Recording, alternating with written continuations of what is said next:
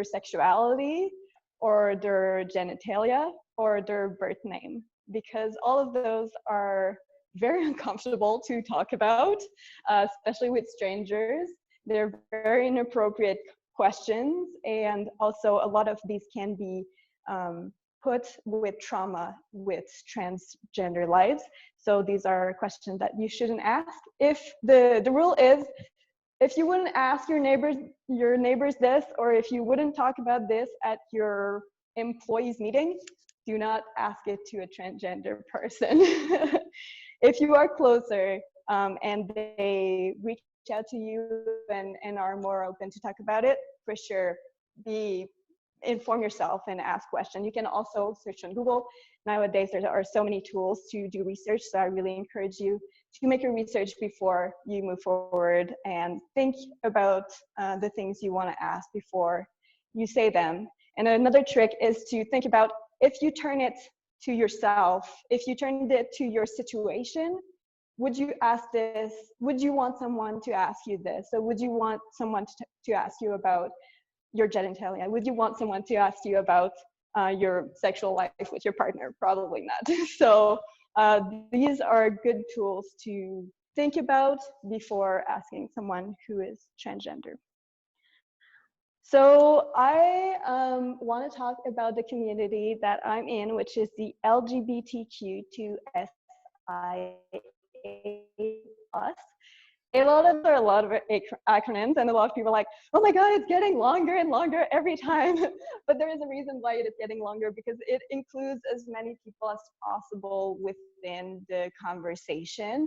And most of you probably already know the 4 too. So I'm going to go ahead with the L, which is lesbian. G stands for gay. Then B for bisexual, which we talked about earlier. T for transgender, which I'm under. And then Q for queer or questioning, which again are the people that do not fit necessarily within the cisgender or heterosexual labels, but it's also under the non-binary people. And then we have 2S for two-spirited. Basically, it is people who are indigenous, native people who are within the community, lesbian, gay, bisexual, transgender, queer, all of those things that we have in the community, but it's through their cultural perspective and history, and we recognize that they own it, and that we see them, and that they are valid, and they are part of the community. So 2S is for two-spirited people. Then I is for intersex, which we talked about earlier. And A is for asexual or agender. Asexual people have little or no sexual attraction.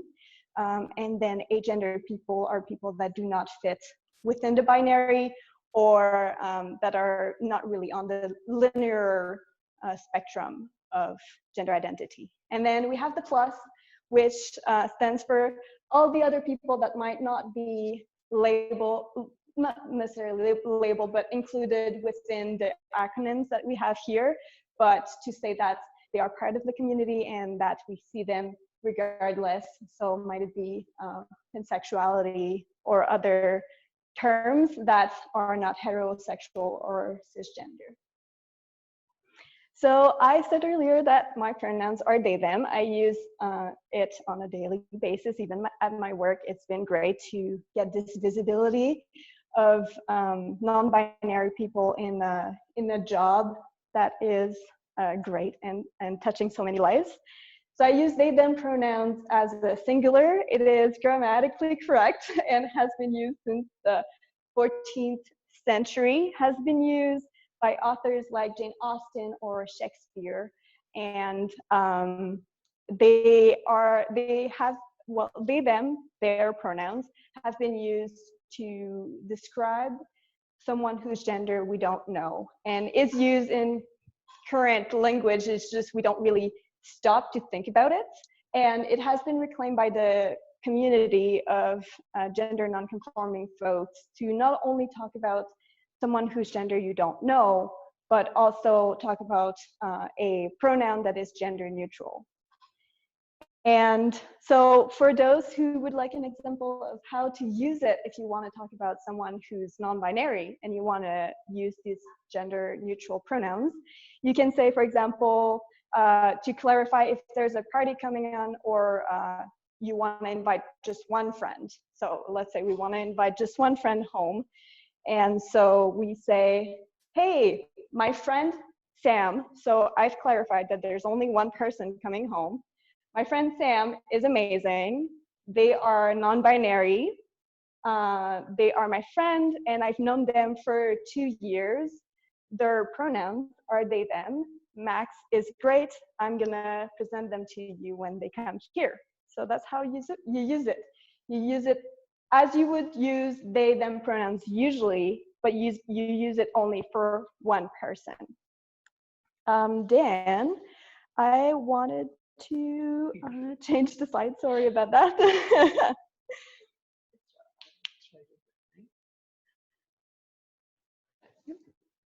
There you go. Oh, actually, no. Haha. Never mind. I'll get back to the video. That's okay. Actually, this should be this. Can you guys see? Can you see us?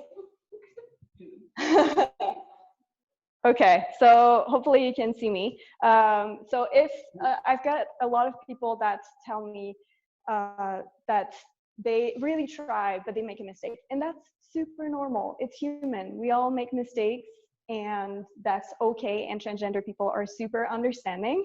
The only thing basically that I can give you as a trick is if you make a mistake, you can just apologize quickly, correct yourself, move on.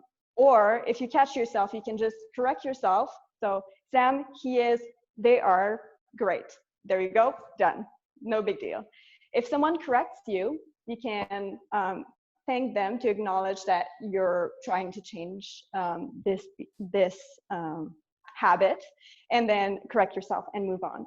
2 things that are super, super, super, super important to not do is to profusely apologize, because this makes the transgender person feel like a burden, and it makes us in a very uncomfortable position where we have to apologize about how we are, and that makes us feel very invalidated and bad. So please do not do that. And I've had also people saying, oh, it doesn't matter, we're all the same. It does matter, because maybe so women and men have representation every day, everywhere. The world is getting better. There is more representation, there is more diversity, but there is way less representation than all the cisgender people out there. So saying that it does not matter, that we're all the same, is untrue, and erases the transgender experience. And so it's important to acknowledge it and to make the effort to really include the people in the conversation. So basically, it's really easy. Respect people's names, respect people's pronouns, and that's it. We are really understanding. We know change takes time, so don't worry too much about making a mistake. It takes time. Just practice when the person is not there, and you'll make it happen. It's great. It's all from the heart. Also, what is really, really great about visibility is when people use gender inclusive vocabulary. So for example, if you came here today, we have a majority of women in the room. So I'm like, hello ladies, welcome. Today we're gonna play a game. So I would like to have all women here and all girls here. So probably that the person that is not a woman feels like they don't really have a voice in the conversation, or they don't really have a voice to participate. And that can feel sometimes frustrating, or can feel like you're erased from the conversation. So having a vocabulary with hello everyone, hello folks, hello y'all, hello friends and enemies, you can be very creative.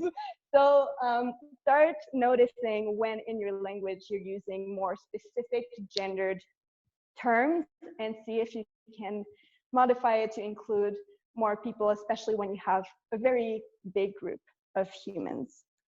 So today we're talking about identity. It affects me a lot because of my gender identity, but my gender identity is not everything that defines me. There are so many factors that can affect and shape one's identity. So I want to talk about this as well. I've heard from Jim that you will be the most alike to the 5 people that you're the most surrounded with on your day-to-day life. So when I heard that, I started thinking about, okay, who surrounds me? Who are the people that are around in my life? And I realized that there are so many amazing humans that surround me, but there were also people that were very, very, very toxic in life. And it doesn't say, so 5 people that you are surrounded with. It doesn't mean that if you're surrounded with 5 transgender people every day, you're gonna become transgender. That's not how it works. If you're surrounded, for example, by 5 transgender humans that are themselves and very authentic and very loving, you're most likely to be a loving, respectful, authentic human than if you are surrounded with toxic relationship where you will be more prone to be depressed or live with anxiety or anger. So the people to the core that you hang out with and spend your time with every day will inform who you are on a day-to-day basis. So for me, I removed people from my life that I realized were very, very toxic, and it's actually a very hard step to do at first because it can seem like something that is impossible because there's so much background or story coming from it. But in the end, it makes such a huge difference because then you spend your time and energy on people that matter and people that lift you up and make you grow and change through to the person that you want to be and you want to become. So that's a very important thing. And so the 5 people that you are with are not only the only thing that informs your identity either. It comes from so many aspects from your life, from your past to your present to your future. And even if your past can inform, some experiences can inform how you're going to grow, it does not, your past does not define who you are at your core. So something that is very important to point out is if something bad happens to you, it does not mean that you're a bad person. I'm going to repeat that. If something bad happens to you, it does not mean that you're a bad person. That's really, really important because your heart and your mind are so powerful, and with love of oneself or from others or to others, you can change so many things in your life for the better. And so sometimes it can be very, very hard and grow by yourself. So that's why people that you're surrounded with are so important. And that brings me to community, because community can help you lift you up so much. And that's really important. So there are different types of communities. There's 5 types actually. There's community of interest, community of action, community of place, community of practice, and community of circumstances. These are great words, but like, what do they actually mean? So I'm gonna tell you what those communities make in my life and what they are. So we'll start with community of interest. Community of interest is all the people that surround you that have the same interests or the same passion. For me, it's sewing. For me, it's kickboxing. It's drag. It's dance. I absolutely am a multi-diverse human. So I do so many things, but all these communities that I invest my time and my energy in makes my soul happy and my day-to-day life brighter and creative. So this community really is important in my life. Then, then action are people that will bring change. So for me, it's the LGBTQ2SIA+ community, but also the community of people that are eco-friendly or the no plastic lifestyle. Those are the two communities that I feel bring change and make things better in my life and for the world as well, to make it a better place. Of place is practical boundaries. So when you're younger, it's going to be your family, it's going to be your friends, it's going to be your school, and it's basically going to be where you are. So right now it would be the Killian community. I'm bound to this geographical location, but some nomad traveler, it might be for them traveling. Then community of practice is where you work or where you have some more interest in, well, it's similar to interest, but it's more towards work, workplace where you spend. It's C-Space. I am so happy and grateful that I get to spend my work days in a creative and artistic hub that has so many creative humans, and it's just so inspiring to come to work every day, and it feeds my everyday life to the better and the positive, and yeah, being creative and artistic. And then obviously there's drag, because drag perform at night, and so there's this community that I spend a lot of time with, and that lifts me up as well and makes me feel very like my authentic self, and like I can express things in an artistic way that touches as many lives as possible. Then we have community of circumstance. Usually things happen, plans never go as you planned them. And for me, it happens mostly when I travel. So things, and I meet people, and it's great and it's fantastic. So we have the coronavirus. Who knows? This might bring together communities that you would have never thought of. So these are the 5 communities that we're all in. I'm gonna wrap it up. So today you learn more about the LGBTQ2SIA+ and transgender community.